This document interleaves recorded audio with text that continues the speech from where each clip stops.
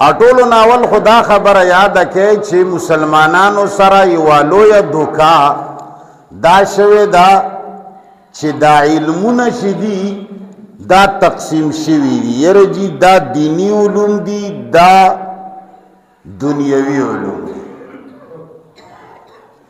کله نه چې د انسان ذهن دا خبره منلې ده چې دا دینی علم ده دا دنیوي علم ده هغې ورځې نه مسلمان تباه دی. علم دنیا کې یو هم داسې نشته چې هغه دینی نه وي او بره نه راغلی وي. په خبره پوهېږي؟ هر علم چې ده دا دینی علم ده. الله تعالی هغې ته اشاره کړې ده په خوالي او په بدوایي. دا ښه علم ده. دا علم هم الله پیدا کړی دی خو دا ناکاره شی دی. دا کار هم الله زنا هم الله پیدا کړی ده خو ته یې ویلي دي چې ناکاره ده. غیبت هم الله پیدا کړی دی ځکه چې خالق کل شیء هو الله. خالق د هر څه الله دی. که ښه شی دی هم الله پیدا کړی دی که بد شی دی هم الله پیدا کړی دی. نو انسان ته ویلی شوي دي چې دا دینی علمونه دي او دا دنیوي دي.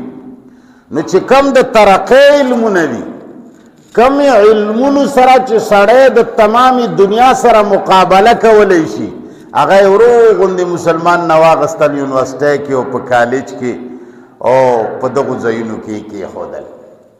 او چې کم علمونه د ترقۍ نه دي او ټول عمر د جګړو دي او یو بل سره مشت په ګریمان دي حسدونو نه ډک دي بغضونو نه ډک دي.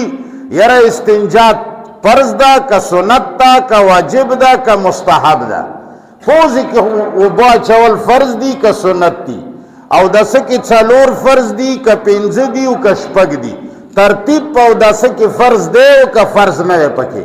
مسحه یره په سر باندې څومره فرض ده څلورمه حصه ده که نه یو ویښته چې لوند شو هم بس فرض ادا شو.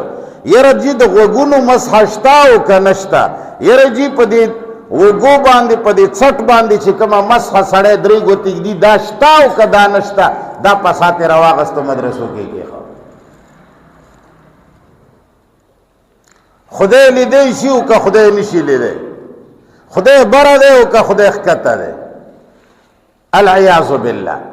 یعنې هر هغه خبرې چې هغه د جګړو نه او د فتنو نه ډکې کړي دي هغه یې راوړي دي بولا او مدرسې ته.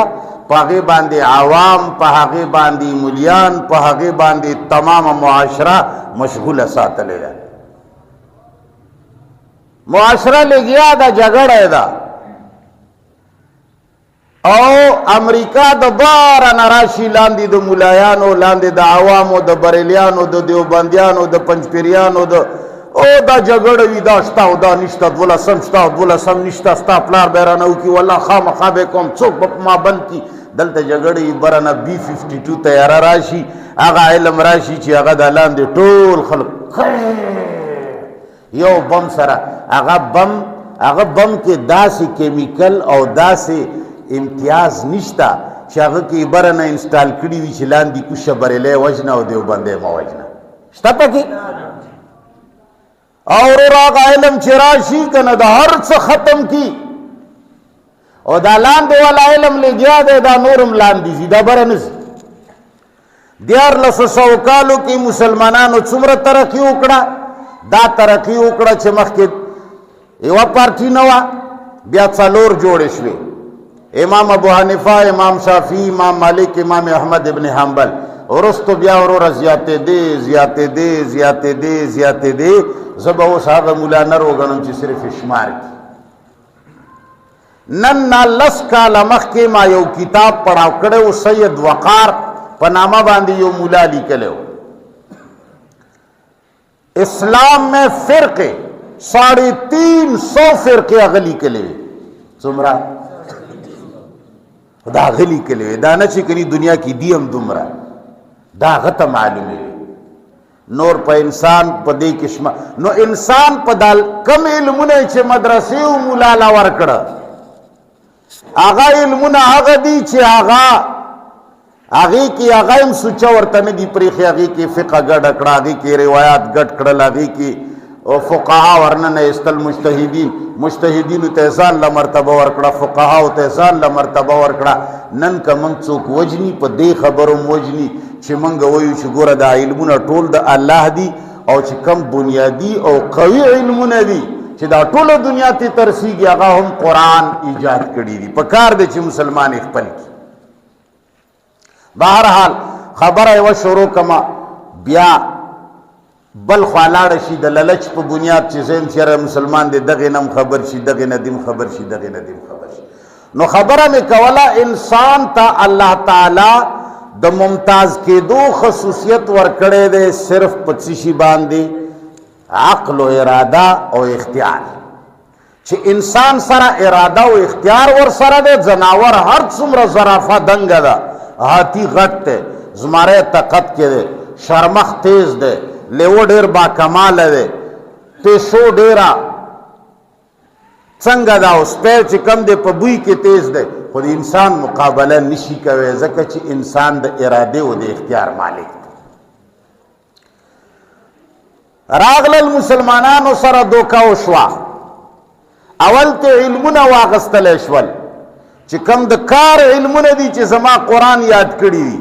که څوک وایي چې فلکیات اسماني علم نه دی، نو وسخر لکم الشمس والقمر څه ته وایي؟ که څوک وایي چې د زمیندارۍ او د کر دا کارونه د الله د طرفه نه دي، نو الله تعالی ولې په بني اسرائیلو ته الله فرمایل چې ننوځئ دې شهر ته، تاسو بادرنګ خورئ او تاسو کیکړی خورئ او که تاسو دال خورئ او که تاسو مسور خورئ، ځان له کرئ او ځان له ریبې او پیازان خورئ. دا ټول مثالونه الله ولې ورکړي دي. نن په دې کې هم انګریز تا نه مخکې دی، بې موسمه میوې پیدا کوي، او ته صرف غویي په شان ته خوراک ته تیارې. تا ته د ستا ملا ته او ستا پیر ته او ستا شیخ ته، ستا وزیر اعظم ته، ستا آرمي چیف ته، ستا په دې ملک کې غټ نه غټ سړي ته ټماټر نه دویم ټماټر جوړول نه ورسي. ستنه کې تار قدرې نشي اچولی. ولې چې کم سترګور علوم دي، کم تنور علوم دي چې په کم باندې دنیا مقابله کوي، واعدوا لهم ما استطعتم من قوه ومن رباط الخیل، هغه څیزونه یې تا نه واغستل. نه دا خو جي دا دشمنانو دا د بدۍ کار دی، ټوپک مات که او قلم تی جوړ که. رزیله ټوپک قرآن یاد کړی دی، رزیله قلم قرآن یاد کړی دی.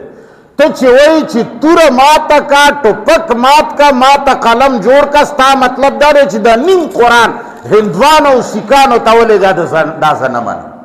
ته چې ټوپک سره نفرت لرې، ته چې اسلحې سره نفرت لرې، ته چې تورې نه نفرت لرې، ته چې وایي چې قلم مات کا، ټوپک مات کا، ماته قلم جوړ کا، نو ته تک سور کافر یې په نیم قرآن باندې. دا نیم قرآن ته نه مني. او تا په دې دنیا کې یهودو او نصواراو صرف دا ښودلې ده چې امن ډېر لوی شی دی. تا ته پته شته چې امن راځي په ټوپک؟ امن په څه شي راځي؟ بغیر دنیا کې ماله داسې قوت وښایه، نبی پورې محمد رسول الله په مخلوق کې خلق ډېر اوچت ګڼي او ډېر اوچت.